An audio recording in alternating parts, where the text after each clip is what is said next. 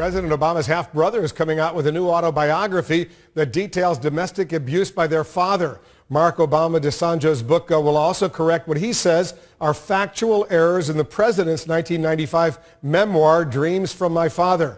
Brian Todd has been looking into this story for us. Brian, this is not the first book by the president's half-brother, so what's different this time? Well, it's a little bit different, Wolf. This is more of a factual account. This is not a novel. This is kind of a journey into his past, how he made his way to China, and some of that. But the part that most of us are more interested in is the family dynamic. And what Mark Ndesandjo writes is about the abuse that he and his mother suffered at the hands of their father. Now, their father was Barack Obama Sr., same father that Barack Obama has, but they had different mothers. And Mark Ndesandjo's mother's name is Ruth Ndesandjo. She's also an American, like Barack Obama's mother. She was Barack Obama Sr.'s third wife.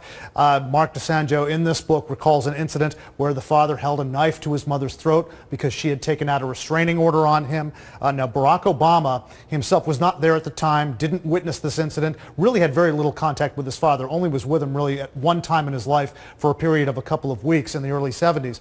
But Mark Ndesandjo feels that the president doesn't really acknowledge or embrace the domestic abuse at the hands of their father. And this is an excerpt of our interview with Mark Ndesandjo. Barack, I don't think, accepts, or at least does not want to know the details of the beatings that occurred in our family. And I can understand that, perhaps. But I think, to a certain extent, that's colored a lot of relationships within the family between family members, including myself and him.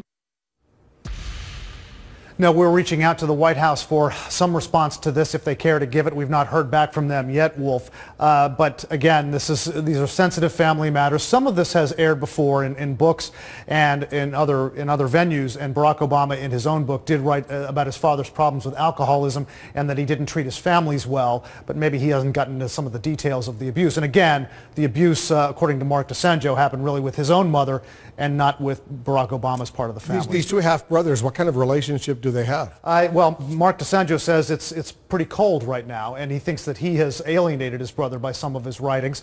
He did say, I think he's a great president, but sometimes he's a lousy brother. And again, he thinks it's because maybe Barack Obama hasn't embraced some of the violence and some of the really gritty details do they have of their any contact life. at all? Not much. They met a few times. They met first in 1988. They met a couple of times, I guess, while Barack Obama was president, but really not much at all over the years. And you'll tell us later, more about this, including what he's doing in China right now. Yes, right. All right, Brian, thanks very much. A fascinating story, and we'll see if we get reaction from the White House on these sensitive families.